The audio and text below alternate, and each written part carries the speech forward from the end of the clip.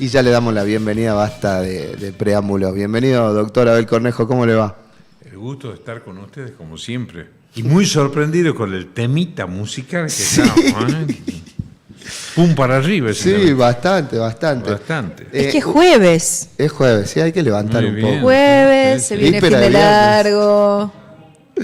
Amerita. A mí me hubiese gustado que suene Tren al Sur de Los Prisioneros, Ajá. porque en la columna del doctor Abel Cornejo voy a leer solamente las primeras líneas. Un poco nostálgica. ¿eh? Sí, me hizo recordar un tiempo que no viví, no sé cómo se llamará, los franceses deben tener alguna palabra para eso, el recuerdo de alguna época que no hemos vivido. Infraestructura se llama su columna, publicada en la página 2 del día de hoy, del diario.1, y dice así: hace pocos días tuve la oportunidad de viajar en automóvil de Salta a Buenos Aires. Rememoré muchos episodios de mi juventud, cuando estudiaba Derecho y era empleado del Poder Judicial de la Nación. Por entonces se acostumbraba a venir a Salta solamente en el mes de enero y la manera usual de movilizarse era nada más y nada menos que el tren. Así Me es. hubiese gustado vivir en esa época. Así es. Me hubiese gustado.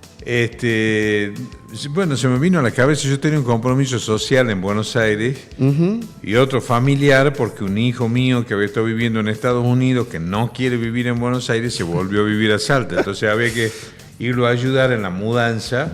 Bien. Pero siempre, a mí me gusta manejar, ¿no? A pesar que... En auto se fue, qué valiente. 12 horas. Qué ¿Ah, fiaca. 12 horas, sí. Rápido. 12 horas sin haber cometido infracciones de tránsito. ¿Ah, sí? ¿Sí? ¿Es posible? ¿Confirmado? Posible. Bueno, buena data. Yo siempre me acuerdo que Napoleón decía: lo posible está hecho, hagamos lo imposible.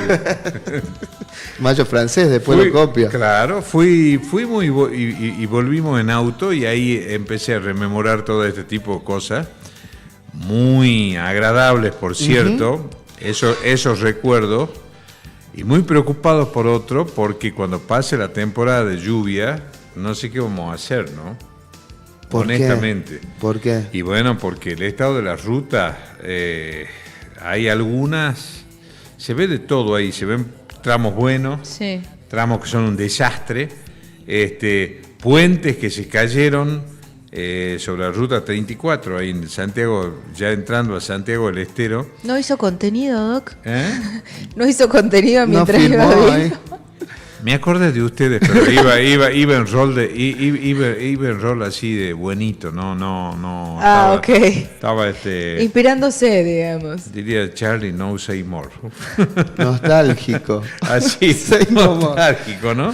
Bueno, y entonces, ese puente, por ejemplo, la 34, yo me acuerdo, eso se cayó hace 9 años. Sigue el desvío, que hay que bajarse y demás. Y otras obras, ya yendo más al sur, por ejemplo, la continuación por la ruta 34, que circunvala la ciudad de Rafaela, ya no se entra más Claro. a Rafaela, que eso acorta casi 300 kilómetros. Exactamente, sí. Bueno, tambores de esos que se ponen para desviar el tráfico y todo, porque las obras están abandonadas. Y yo me pregunto, más allá de todos los que se van a quedar sin inaugurar obras públicas, el otro día vi una noticia que decía, casi en tono de festejo, esta es la última obra pública que hace el gobierno nacional. Entonces ahí también, hablando de nostalgia y demás, yendo a Buenos Aires, y me vino la letra de Sur, Paredón y después, ¿no? Sur, Paredón y después. Sur, Paredón y después. ¿Qué nos queda después, no? Del Paredón. Nada. Abajo Estrolarnos. Abajo era Boedo y después la inundación, dice otro tango, ¿no? Esto es parecido así. Pampa y la Vía. Y lo que afecta no solamente el transporte de pasajeros, sino lo que afecta el transporte de la producción argentina. ¿Qué se va a hacer con eso?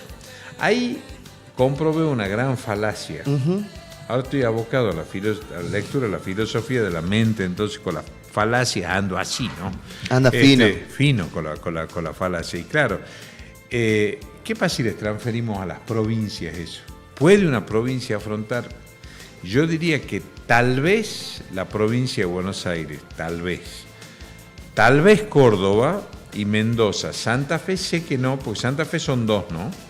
Santa Fe tiene ese mar productivo del centro al sur y del centro al norte, una provincia muy pobre. O sea que con hay algunas también, muy pocas industrias. muy poco, muy poco. Y que están en un tembladeral también, ¿Qué estamos hablando de Ceres, por ejemplo? por ejemplo, y ahí ya se entra. Sí, nada que ver con la Santa Fe Productivo. Se entra Es más parecido a Santiago del Estero que a Santa Fe. Ahí estamos, quería nombrar esa querida provincia porque yo tengo muchos amigos santiagueños y parientes santiagueños que yo digo que Santiago del Estero, desde el punto de vista de la literatura universal, es un lugar único, porque si uno ve los lugares donde se inspiran los poetas santiagueños para componer letras de chacarera y todo este tipo de cosas, es maravilloso realmente. O sea, ¿qué es lo que se imaginan? ¿No? Uno ve Icaño, Ullamampa, Mailín, Beltrán, y dice, por favor, no, acá realmente hay que tener una imaginación. Pero otra que Walt Whitman, que Borges, que todo eso, ¿no? Viva Mario Arnedo Gallo, por ejemplo, autor de La Flor Azul, que la cantaba Mercedes Sosa, que empieza, qué lejos me voy quedando, Claro. mi viejo tunal, ¿no?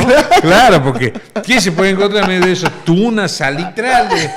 Lloran por los quebrachales, que con los quebrachales de Santiago del Estero se construyó el primer adoquinado de madera de la ciudad de Buenos Aires. Mirá. Sacaron los quebrachos, floreció el salitre, ¿no?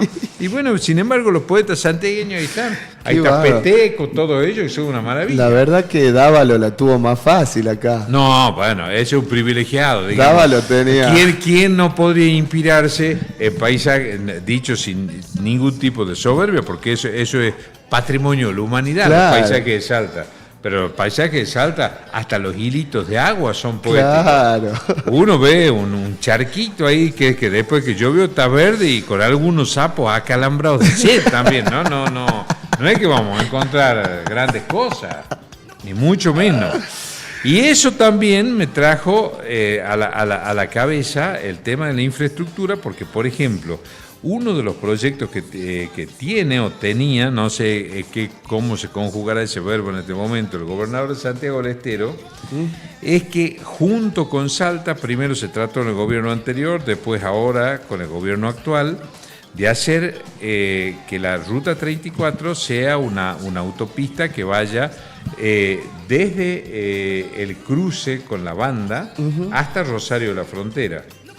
Eso en un impacto mínimo a Rosario de la Frontera la volvería en pocos años una ciudad de 200.000 habitantes. Sin duda. Porque si eso se mueve, el ferrocarril, se hace una playa de descarga y el transporte empieza a ser el transporte automotor, digamos, de carga, de media y corta distancia, vuelve el ferrocarril de mis años mozos, diría mi padre, ¿no? ¿Volverá o no? Supongo que es el mismo ferrocarril Belgrano, ese ramal. Es el ferrocarril Belgrano. Hoy he venido buenito, ¿no? Voy a decir una cosa, no de los tiempos actuales, ¿no? En los tiempos actuales, silencio estampa. Silencio estampa. Durante el gobierno de Macri se empezaron a modernizar y hacer obras sobre los ferrocarriles. Y en lo que debería ser moneda corriente en la Argentina, eso se continuó durante el gobierno de Alberto Fernández. Basta ir al departamento de ANTA para ver lo que pasó. Que nos enteramos ahora que otra vez se quiere privatizar los ferrocarriles. Anoche me acordé de ustedes dos, ¿no? Para bien. Sí, siempre para bien. Siempre allá arriba, alta en el cielo, igual que Aurora. ¿Qué pasaba en un programa de televisión? No vamos a spoilear, político. Vuelve otra vez la discusión de la privatización de aerolíneas, ¿no? Sí. Creo que vimos el mismo, Doc. Bueno, y tuvo ahí, empezaba, yo ya pasan tantas cosas en este país, ahí me había olvidado de Marzán, por ejemplo. Marzán. Gracias a Marzán, una vuelta que tenía que volver de urgencia a Salta, estuve 11 horas encerrado en el aeropuerto internacional de Ezeiza. No. Porque en Aeroparque uno se puede escapar, Sí. ¿no? Claro. No lo dejan salir, uno tiene que escaparse. Exactamente. Sabe lo que es el valor de una fuga. Sí. Pero en Ezeiza no se puede. No se puede, no hay forma. ¿Dónde voy a ir a Ezeiza? Y dicen, iban pasando que cada hora salía, cada media hora salía, uno no se puede mover. Bueno, ahí estaba Marzans. La modernización de la flota, que teníamos la peor aerolínea del mundo. ¿Y qué se dijo ahí también? lo que es y la cantidad de premios que recibió Aerolíneas Argentina como línea de bandera. Más allá de esa concepción que, pues claro, cuando existe un proyecto nacional es donde se ven estas cosas, que es lo mismo que sucede con el tema infraestructura. Claro. Y la infraestructura, a diferencia de lo que puede ser una aerolínea de bandera, en general, en lo que se trata exclusivamente de rutas y ferrocarriles, porque ahora hay mucho más, incluso hasta autopistas informáticas, pero ni hablar de los diques de irrigación, de todo ese tipo de cosas que son indispensables, de los gasoductos, que nos peleamos a ver cómo se va a llamar, y el asunto es que sigue el gasoducto, no nos volvamos a quedar sin gas, más allá de cómo se llama, ¿no? Sí. Totalmente. Que funcione. Claro, pero el poder seguir la obra. Pero en materia caminera, que ahí yo pongo algo que me enseñó mi padre, que venía a tiempo, es su padre, ¿no? Mi abuelo fue administrador general de Vialidad. Le quería preguntar. Y mi viejo siempre me contaba que con el 1% del impuesto a los combustibles, El 1% del... que lo manejaba YPF a eso, no la DGI, ¿no? YPF, ¿De qué época estamos hablando? y estamos hablando de las décadas del 20, del 30, del 40 y del 50. Para ustedes que son muy jóvenes es el precámbrico, pero en tiempos históricos es nada, digamos. Claro, no. Bueno, ahí... ya era la modernidad. Era la modernidad y se hicieron cosas extraordinarias de todo lo que es la red caminera argentina y también de la red ferroviaria.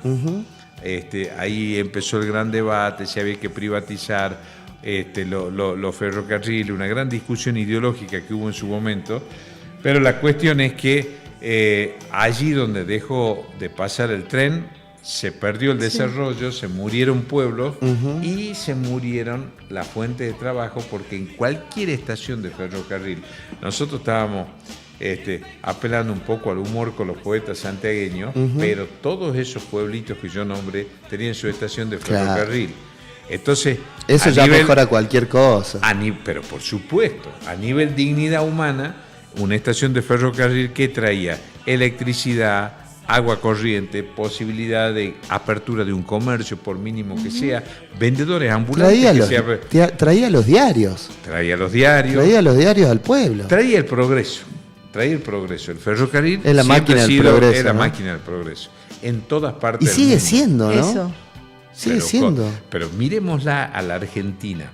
La Argentina, durante el gobierno de Marcelo Torcuato de Alvear, es cuando alcanza el cenit en extensión de vía férrea y pasa a ser el cuarto país de vía férrea en el mundo.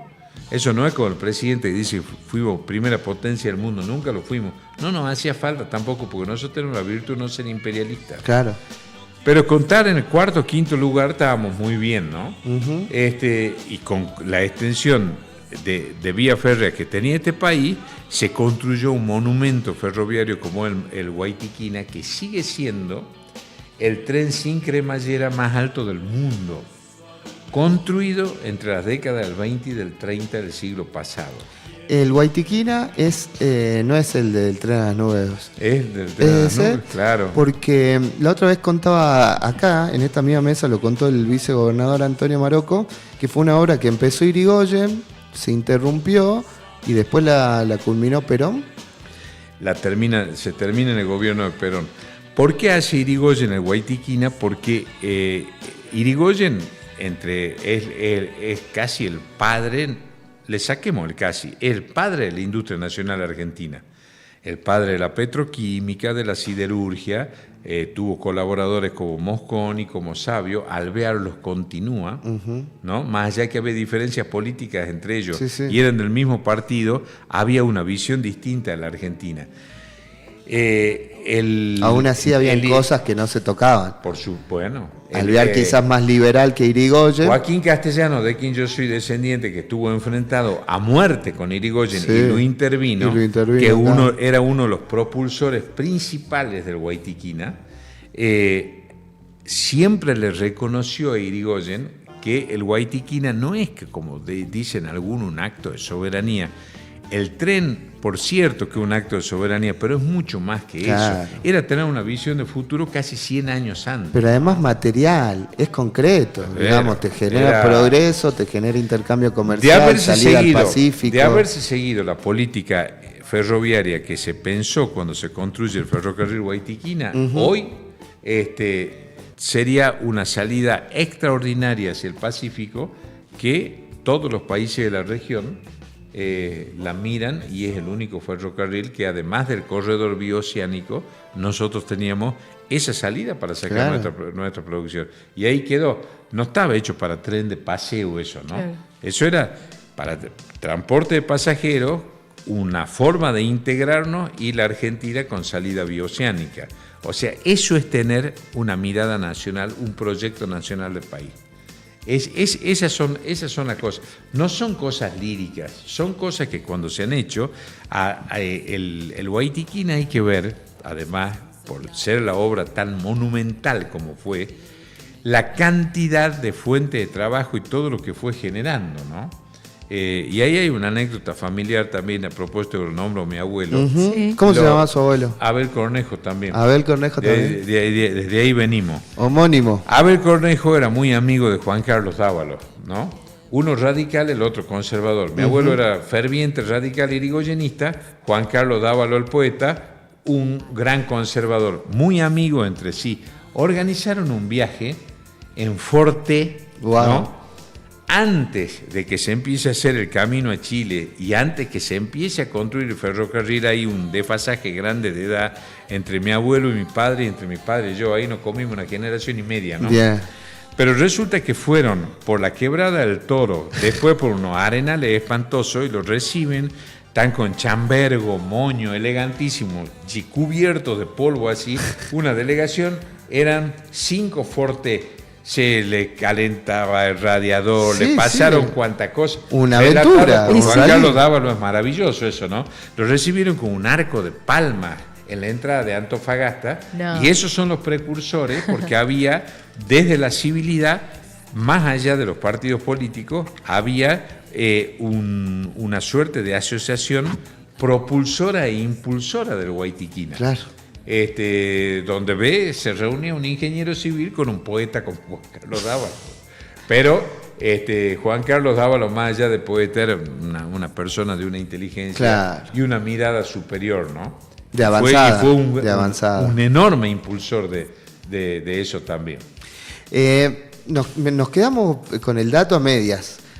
En aquella época, con el 1% del impuesto a los combustibles, se construyó... Lo que ahora se pide, que dice que haya en la ley con financiamiento, se construyó más del 70% de la red caminera argentina. Argentina tenía malos caminos.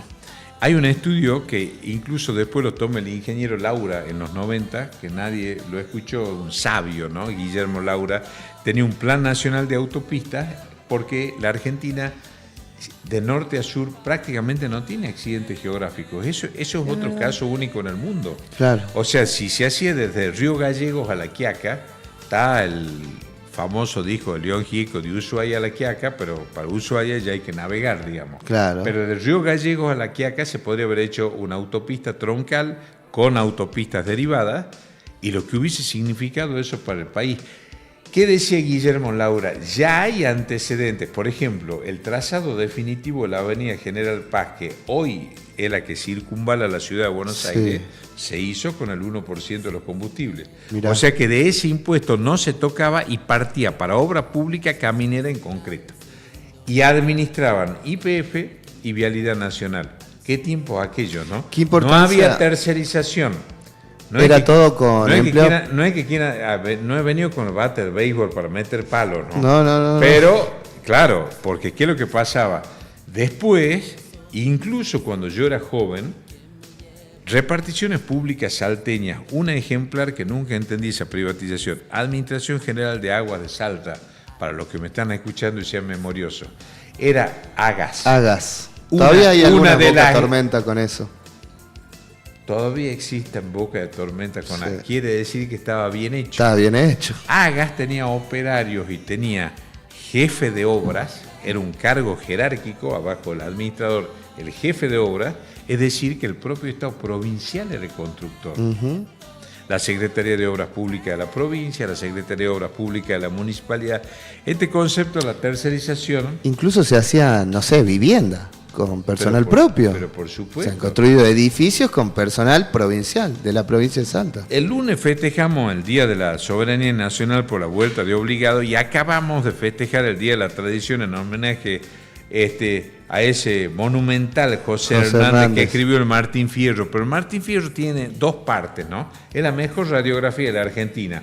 Está el gaucho Martín Fierro, que es un gaucho sufrido, que se enfrenta a las adversidades de la pampa, que es un hombre que se va curtiendo en la intemperie, y tenemos los consejos del viejo Vizcacha. Claro. Mi abuela paterna lo odiaba al viejo Vizcacha, porque Mirá decía vos. que era el compendio de los males argentinos. Ahí está la vivencia criolla, ¿no? Viejo Vizcacha daba los consejos de todas las cosas que no hay que hacer, Claro. ¿no? Bueno, ahí estamos. Entonces, parece ser que nosotros nos hemos quedado con él. Ahora como dicen en distintas partes que se ponen de moda esos términos, el lado B del Martín Fierro es con el que nos quedamos. El lado A, no.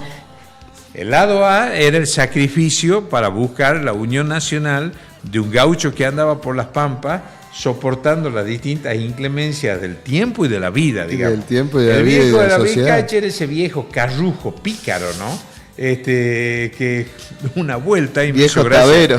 Claro, un enorme político que está muy enfermo, pobrecito ya y anciano, pero totalmente lúcido, como Pepe Mujica, dijo: a mí muchas veces me vienen a pedir consejos. Eso sí, yo no doy los consejos del viejo Vizcacha, ¿no? Mirá. ¿Dijo Ese eso? estaba atacando Pepe con ese tipo de cosas.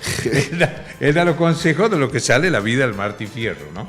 No lo del viejo Vizcacha. Esto que yo estoy diciendo no es un invento mío. No, no, el, no. el Martín Fierro, que fue una obra muy revolucionaria en su momento de José Hernández, que fue otro revolucionario también.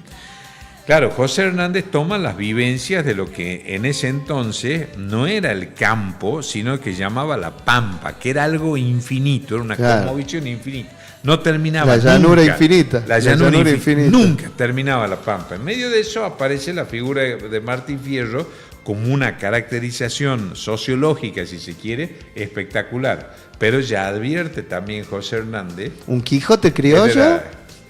Es un, ¿cómo no? Por supuesto, claro. El valor que tiene José Hernández es que en plena generación del 80, ¿no? Por eso es que muchas veces lo combatieron un hombre de una inteligencia superior, ¿no?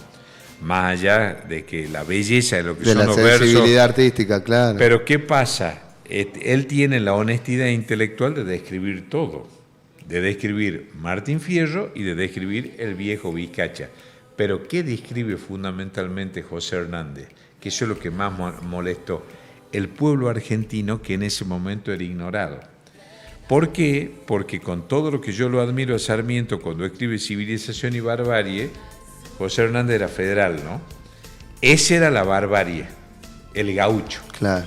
El gaucho era la barbarie, Los pero el provincianos. gaucho era el pueblo, claro. Los el provincianos gaucho también. era el pueblo. Entonces José Hernández es un enorme adelantado de su época, que escribe eso, que no sé por qué disociamos, porque esto el día de la tradición aparece como muy conservador, ¿no? Sí. Pasa lo mismo con Güemes, ¿no? Güemes Sí. no es el desfile, ¿no? Güemes la guerra gaucha. Sí, sí, sí. Güemes el fuero gaucho. es el fuero gaucho, Güemes el padre de los pobres, es un director de voluntades y un nivelador social, es el primer dirigente popular que tiene la Argentina. Eso es Güemes. José Hernández... Y tan político como militar. Porque muchas Más- veces se ensalza lo militar más por su político- epopeya, pero la más política... político que militar, Claro. sin desmerecer un Claro, ápice sus condiciones Exactamente, militares. sin duda. Güemes, si no hubiese sido un político, no hubiese podido hacer nada de eso. ¿Cuál es el valor de José Hernández? Cuando uno dice tradición, está muy bien el Día de la Tradición y todo eso. Pero cuando aparece la palabra tradición, queda como muy pegado a ciertos valores muy conservadores, Claro. muy refractarios. Y José Hernández en su momento estuvo muy lejos de eso. José Hernández en su momento es alguien que rompe con los moldes sociales, rompe con el molde del Facundo, de Civilización y Barbarie, y describe ese personaje que, ¿por qué es ese gaucho introspectivo, como duro, como sufrido? Porque no tenía quien lo oiga. Entonces aparece en la pluma de un brillante escritor argentino esa descripción maravillosa, ¿no? ¿Qué tendrá que ver esto con la infraestructura? No sé, pero bueno, ahí hemos terminado nosotros. Me llevó a pensar una cosa, lo que tenían en esa época, de alguna manera, Güemes mucho antes, por supuesto, y José Hernández después, digo, eran personas tan inteligentes que en el advenimiento de la modernidad ya empiezan a ver que el pueblo es un sujeto. O sea, el pueblo antes estaba soslayado por las élites, por el iluminismo, por la ilustración. Invisibilizado. Y el pueblo no existía como sujeto social y motor del cambio social. Y me parece que le empiezan a dar ese rol y las élites no se lo perdonan. Es de alguna manera, si nos remontamos a los orígenes del país, la gran dicotomía que existe en la Revolución de Mayo. Eso viene desde la Revolución de Mayo en adelante. ¿Qué tienen estos líderes constructores? Porque José Hernández fue un líder constructor sin ninguna duda al hacer esa obra que perdura. A ver, viene cualquier mandatario extranjero y el presidente de la Nación le entrega una impresión de lujo del Martín Fierro, sí, casi como un encuadernado en cuero. Un símbolo de la nacionalidad argentina. Sí. Tanto José Hernández como Güemes, entre otros tantos más, lo que tenían era ese arraigo y ese sentido nacional, ese sentido de pertenencia a una patria. Eso se traduce en todo. Y del reconocimiento de sus hijos, de los hijos de la patria, que era el pueblo. Y del reconocimiento de cómo, exactamente, de cómo es el pueblo argentino. Eso es en realidad lo que sucede ahí. Nos fuimos lejos de la infraestructura, pero... Claro, me llamaba la atención Cabra Corral, el Chocón, el Tunal. Para eso sí sirve tomar la infraestructura como un acto de soberanía, porque ¿qué pasa con la infraestructura en un país? Es en beneficio de todo el pueblo argentino. Claro. Ahí está la construcción espiritual y está la construcción material de un pueblo. Y si nos vamos a las viejas civilizaciones, nos vamos a los romanos, antes a los egipcios, todos esos monumentos que se hacían, aún en civilizaciones que tenían esclavos y que pasaban todo ese tipo de cosas propias de la antigüedad, pero lo que era el ícono de la civilización eran las construcciones que dejaban, las obras que quedaron. Y pienso, ¿no?, que lo que tienen de magnífico la obra pública, todas estas que nombramos, nosotros decimos el tren a la nube, pero el ramal C14, Guaytiquina, la red caminera de la Argentina, los ferrocarriles, todo, era como una sociedad que miraba hacia el futuro y decía, che, estas obras quizás ni siquiera las lleguemos a disfrutar nosotros, pero va a ser parte de un futuro y ese futuro es colectivo, o sea, va a ser para todo el pueblo de la nación argentina. Yo siento que al no haber obra pública, es como que estamos diciendo, che, no tenemos ni un futuro en común. Ni siquiera tenemos un futuro en común. Claro, y ahí está la raíz filosófica de lo que se discute ahora. No solamente es eso tal cual, que del futuro en común, sino que esto que decía Ortega y Gasset, que cuando le preguntaron qué es una nación, un proyecto sugestivo de vida en común, ¿no? Una gran definición, claro, de lo que es una nación, ¿no? Proyecto sugestivo de vida en común. Si uno subordina los intereses nacionales a la voluntad individual de personas que quieran o no invertir, bueno, se rompe un molde sobre el cual estuvieron los pilares de la nacionalidad argentina. Y en esto quiero decir algo, porque ahora se lo nombra mucho Alberdi, ¿no? Sí. Alberdi no es que hay que leerlo bien, ¿no? No es Hegel, Alberdi. Hegel siempre se dijo que el filósofo de la antigüedad y de la ambigüedad, porque se lo puede interpretar para uno u otro lado. Para mí un genio, pero que era tan inteligente Hegel en su planteo que daba una cierta imagen de ambigüedad. Alberdi no. No se iba a equivocar con la ambigüedad. Alberdi no, porque Alberdi tuvo un profundo sentido nacional, de organización nacional, pero además que se pueda levantar un país independiente, que eso se levanta con un proyecto sugestivo de vida en común, que es lo opuesto a la vida individual. De ahí viene el bien común, la solidaridad, las construcciones colectivas, ¿Qué es lo que se está discutiendo en este momento? En el mundo, ¿no? Más allá, en el mundo, más allá de las euforias, claro, pero de golpe aparece la ultraderecha conservadora que si uno se pone a ver objetivamente, ¿no?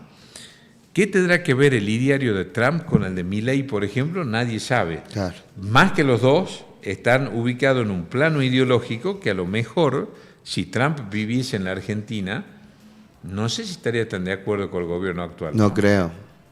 Ojo con eso. No creo. Ojo con eso.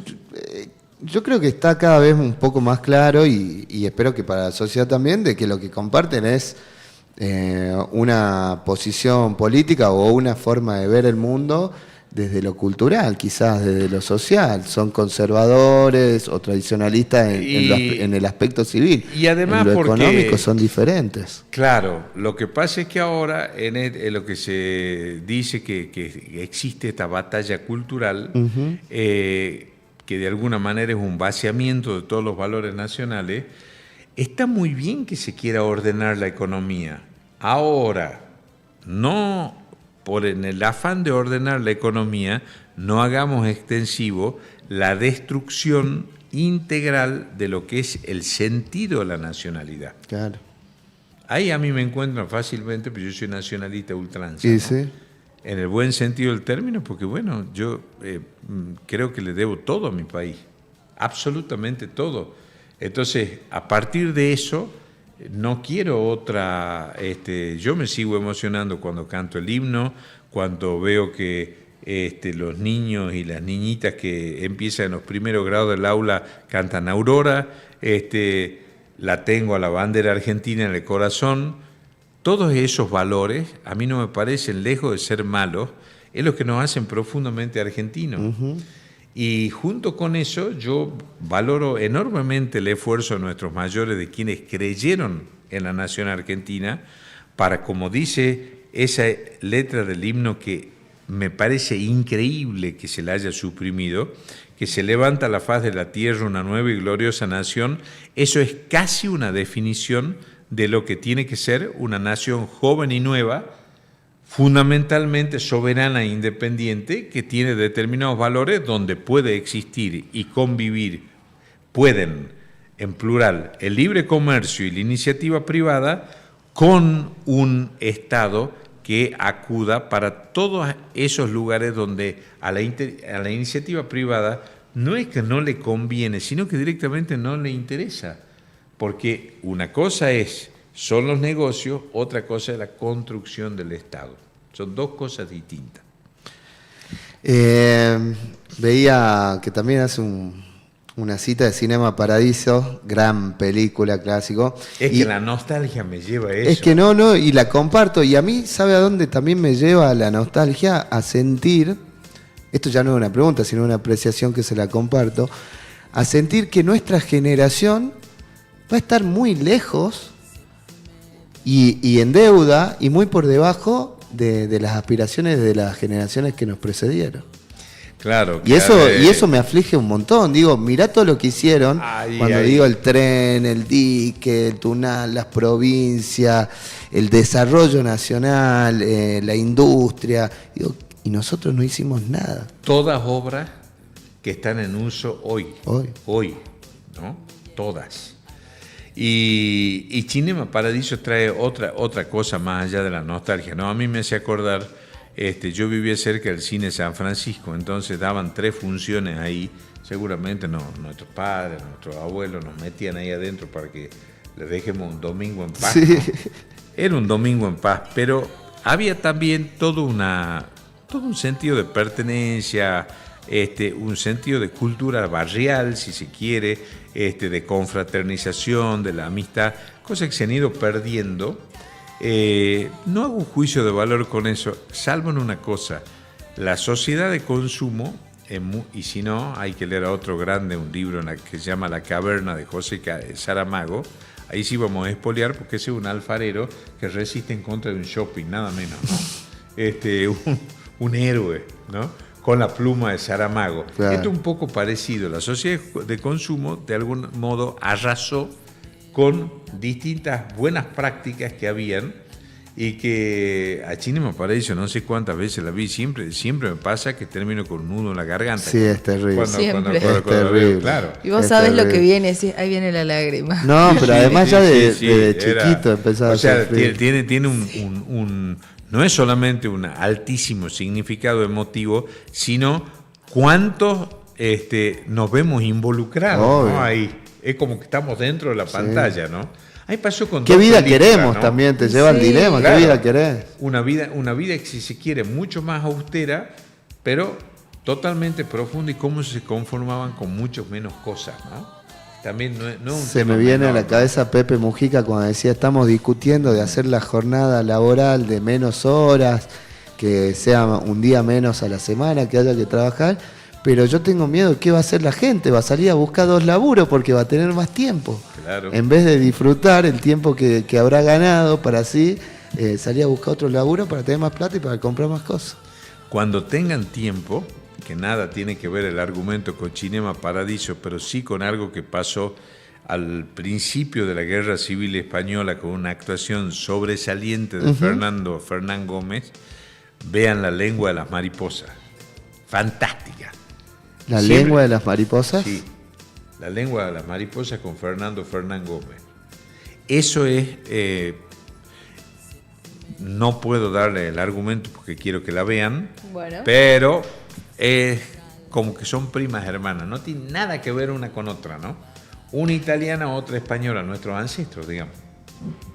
Claro, yo eso pensaba. Mi bisabuelo, mi tatarabuelo han venido de España con la mano atrás, adelante, han hecho esta nación. ¿Y nosotros qué estamos haciendo? Nosotros digamos? hemos puesto la bomba atómica. Nosotros estamos retrocediendo, Así. volviendo a sus países de origen. La verdad que a veces lo tomo con tristeza, pero bueno, hay que buscar un poco de optimismo también, entre tanto. Y como diría Pablo Neruda, podrán arrancarnos todas las flores, pero jamás la primavera, Así ¿no? es. Eso es siempre un canto de esperanza.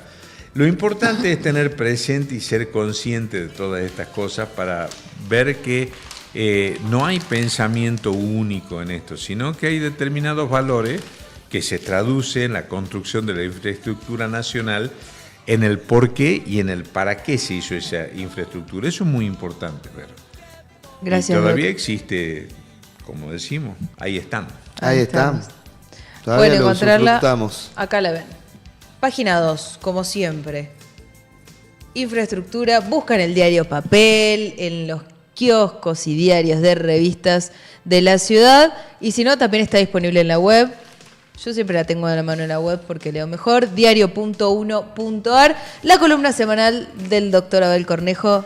Esta semana, infraestructura. Nos vemos la semana que viene, Doc. Sí, y ya en día miércoles ya me porto El miércoles, bien, ¿no? Ya dejo de bueno. estar indisciplinado, ya estaba conmigo que me amonesten, así No, que jamás. los miércoles vamos a estar. Libertad de expresión. Muchísimas gracias. Gracias, No, bueno. Doc.